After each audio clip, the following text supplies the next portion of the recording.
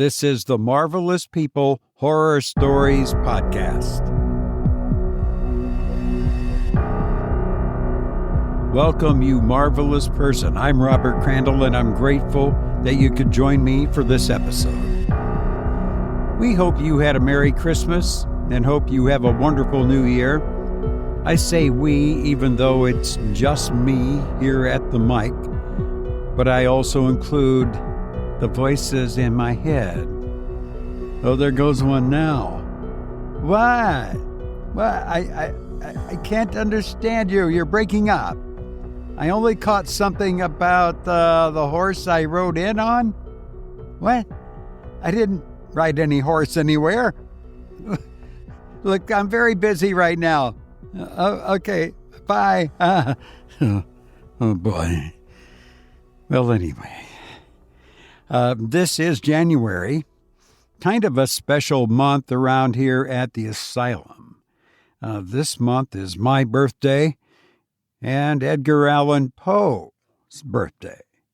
Poe was born January 19th, 1809, which would make him 213 years old. So happy birthday, Edgar. Thank you for all the great stories you left us. And we will be hearing one on this episode. Also, Robert E. Howard was born January 22nd, 1906. So it's a big birthday month here. And happy birthday to you if you're born this month. Happy birthday to you whenever you were born. There you go. Have a happy birthday in advance. By the way, we have a new way for you to support the show. As you know, you can buy me a coffee or use PayPal from our website, horrorstoriespodcast.com. Or now there's a new way, and that is with Zelle, which, if you're not familiar, it's spelled Z like zebra, E-L-L-E. And you can send a donation directly to my bank account using this email address, robertcc@yahoo.com. That's R like Robert, O like Oscar, B like Bob, E like Edward, A like Apple, R like Ronald, C like Cat, C like Charlie, @yahoo.com, robertcc@yahoo.com. And it's really fast and easy. It only takes a few minutes, and you can help support the show, which would be greatly, greatly appreciated. I'm also looking into some other services like Zelle, and we'll let you know when they are available. Am I begging for money? Well, if I could generate enough revenue from this podcast to where I could diminish the activities that I use in order to pay the bills, that would be great. And if everyone who downloaded an episode would send me $1, that would do it. No, I'm not in a financial bind or hardship or anything, but it takes a lot of work and many hours to produce an episode. And so if you can help, that would be great. I'd really, really appreciate it very much. And that way, too, I could avoid advertising or sponsorships in order to support the show. Now, it's something new for this year that you can participate in, and I think it'll be a lot of fun. As you know, you can send in your nightmares, but also on the website, horrorstoriespodcast.com, you'll find a page labeled photos. And I'm getting back into photography. I bought a camera and I'm out shooting pictures all the time. I'm going to put them on the website. And I thought, well, the listeners have cameras on their phones. Take some pictures and send it in. We'll put all our pictures on the website, and it should be fun. So I want to invite you to send pictures in, JPEG format, if you would, please. And for this, let's use the listener nightmare email, which is myhorribledream@gmail.com. And don't forget to send in your nightmares as well. And this email address is best because my other email addresses get a ton of emails, and you might get overlooked. And I don't want that to happen. So send them to myhorribledream@gmail.com. That's myhorribledream@gmail.com. And I'd like to see your pictures, and we'll put them on there. That should be fun. Now for our feature story. Do you ever think about the world coming to an end in some horrible catastrophe? I was reading recently about a comet that came close to our planet, and it reminded me about this story. And in this story, a comet collides with the Earth. It is frightening. So I hope you enjoy the conversation of Eiros and Charmion by Edgar Allan Poe.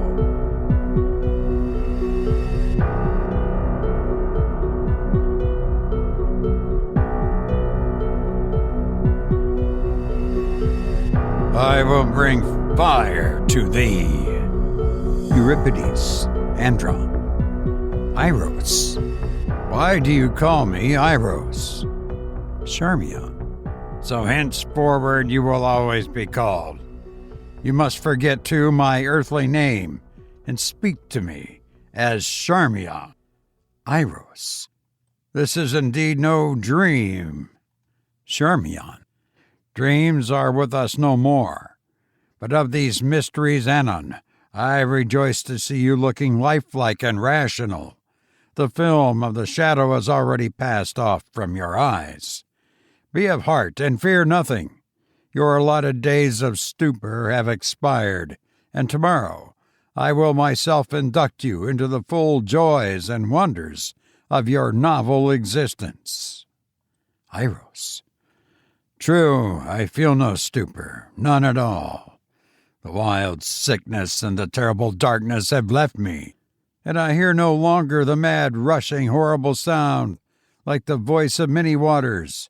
Yet my senses are bewildered, Charmion, with the keenness of their perception of the new. A few days will remove all this, but I fully understand you and feel for you. It is now 10 earthly years since I underwent what you undergo, yet the remembrance of it hangs by me still. You have now suffered all the pain, however, which you will suffer in Iden. Eiros. In Iden? Charmion. In Iden. Eiros. O God, pity me, Charmion. I am overburthened with the majesty of all things, of the unknown, now known, of the speculative future merged in the august and certain present. Charmion, grapple not now with such thoughts. Tomorrow we will speak of this. Your mind wavers, and its agitation will find relief in the exercise of simple memories. Look not around nor forward, but back. I'm burning with anxiety to hear the details of that stupendous event which threw you among us. Tell me of it. Let us converse of familiar things in the old familiar language of the world which has so fearfully perished. Eiros. Most fearfully. Fearfully. This is indeed no dream. Charmion. Dreams are no more. Was I much mourned, my Eiros? Eiros. Mourned, Charmion, deeply. To that last hour of all, there hung a cloud of intense gloom and devout sorrow over your household. Charmion. And that last hour, speak of it. Remember that beyond the naked fact of the catastrophe itself, I know nothing. When coming out from among mankind, I passed into night through the grave of that period. If I remember aright, the calamity which overwhelmed you was utterly unanticipated. But indeed, I knew little of the speculative philosophy of the day. Eiros, the individual calamity was, as you say, entirely unanticipated, but analogous misfortunes had been long a subject of discussion with astronomers. I need scarce tell you, my friend, that even when you left us, men had agreed to understand those passages in the most holy writings, which speak of the final destruction of all things by fire, as having reference to the orb of the earth alone. But in regard to the immediate agency of the ruin, speculation had been at fault from the epoch in the astronomical knowledge in which the comets were divested of the terrors of flame. The very moderate density of these bodies had been well established. They had been observed to pass among the satellites of Jupiter without bringing about any sensible alteration, either in the masses or in the orbits of these secondary planets. We had long regarded the wonders as vapory creations of inconceivable tenuity, and as altogether incapable of doing injury to our substantial planet, even in the event of contact. But contact was not in any degree dreaded, for the elements of all the comets were accurately known.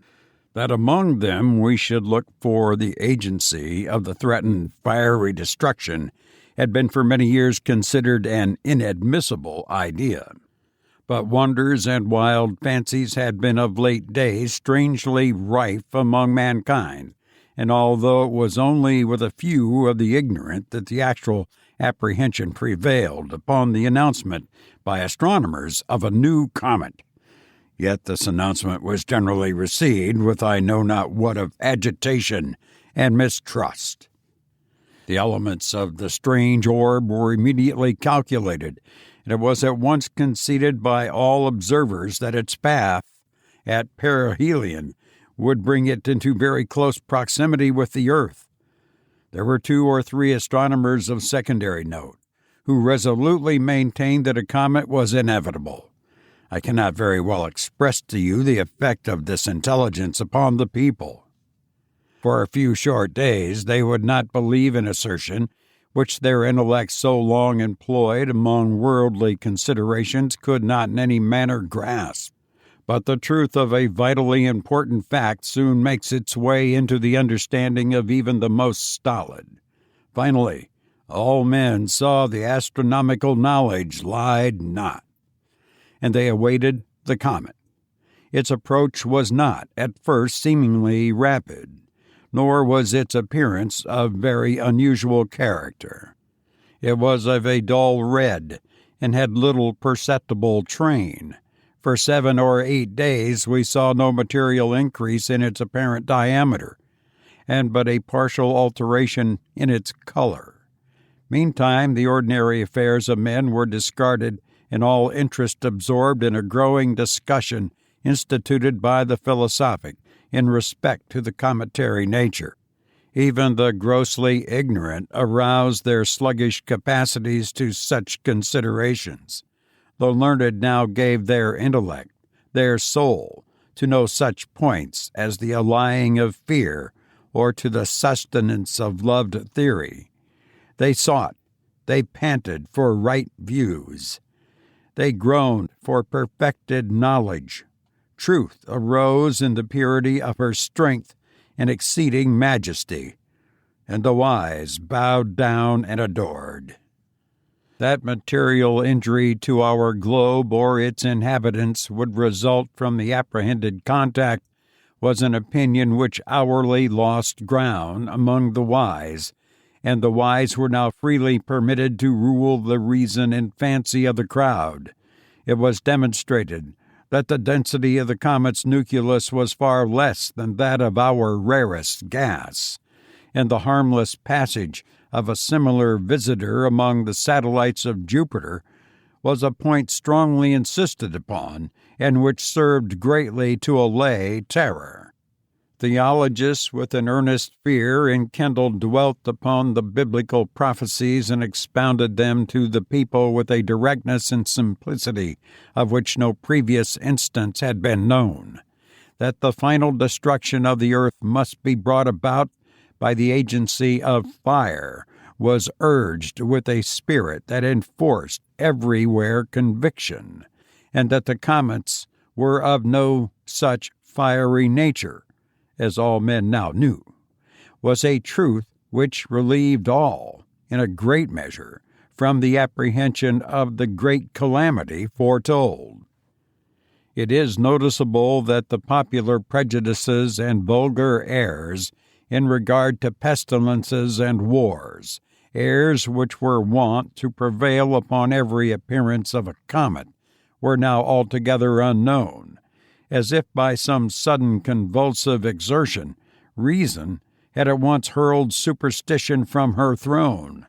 The feeblest intellect had derived vigor from excessive interest. What minor evils might arise from the contact were points of elaborate question. The learned spoke of slight geological disturbances, of probable alterations in climate, and consequently in vegetation, of possible magnetic and electric influences. Many held that no visible or perceptible effect would in any manner be produced. While such discussions were going on, their subject gradually approached.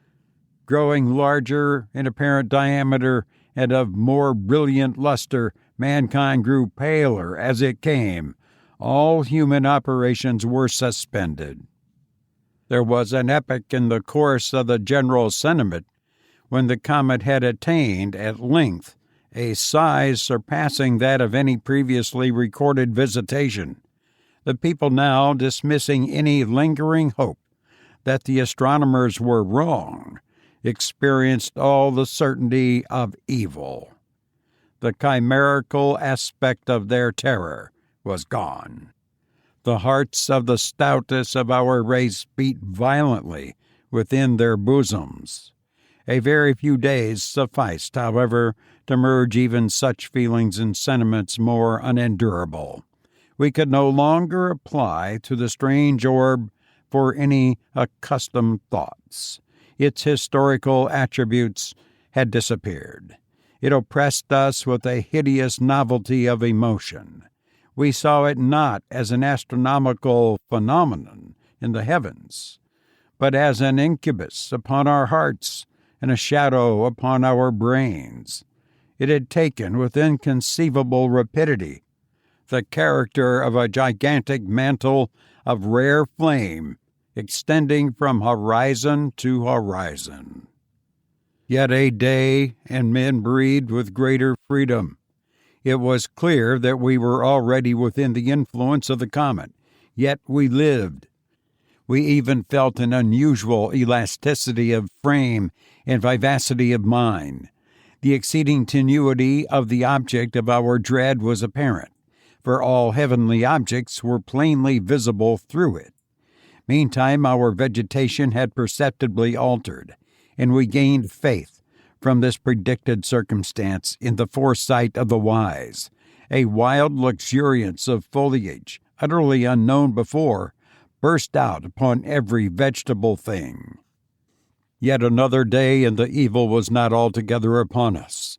It was now evident that its nucleus would first reach us. A wild change had come over all men, and the first sense of pain was the wild signal for general lamentation and horror. This first sense of pain lay in a rigorous constriction of the breast and lungs, and an insufferable dryness of the skin. It cannot be denied that our atmosphere was radically affected. The confirmation of this atmosphere and the possible modifications to which it might be subjected were now topics of discussion. The result of investigation sent an electric thrill of the intensest terror through the universal heart of man and nature. Nitrogen, on the contrary, was incapable. It had been long known that the air which encircled us was a compound of oxygen and nitrogen gases in the proportion of 21 measures of oxygen and 79 of nitrogen in every 100 of the atmosphere. Oxygen, which was the principle of combustion and the vehicle of heat, was absolutely necessary to the support of animal life, and was the most powerful and energetic agent of supporting either animal life or flame. An unnatural excess of oxygen would result, it had been ascertained, in such an elevation of the animal spirits we had latterly experienced.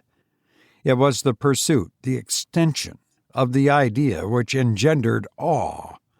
What would be the result of a total extraction of nitrogen, a combustion, irresistible, all-devouring, omniprevalent, immediate, the entire fulfillment, in all their minute and terrible details, of the fiery and horror-inspiring denunciations of the prophecies of the Holy Book.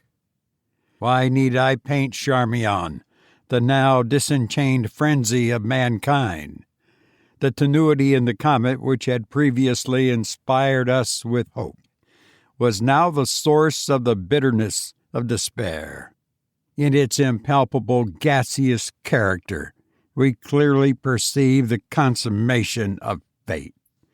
Meantime, a day again passed, bearing away with it the last shadow of hope. We gasped in the rapid modification of the air. The red blood bounded tumultuously through its strict channels. A furious delirium possessed all men, and with the arms rigidly outstretched towards the threatening heavens, they trembled and shrieked aloud.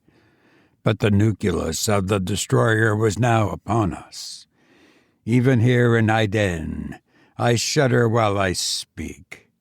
Let me be brief, brief as the ruin that overwhelmed. For a moment there was a wild, lurid light alone, visiting and penetrating all things. Then let us bow down, Charmion, before the excessive majesty of the great God. Then there came a shouting and pervading sound, as if from the mouth itself of him, while the whole incumbent mass of ether in which we existed burst at once into a species of intense flame, for whose surpassing brilliancy and all fervid heat even the angels in the high heaven of pure knowledge have no name. Thus ended all.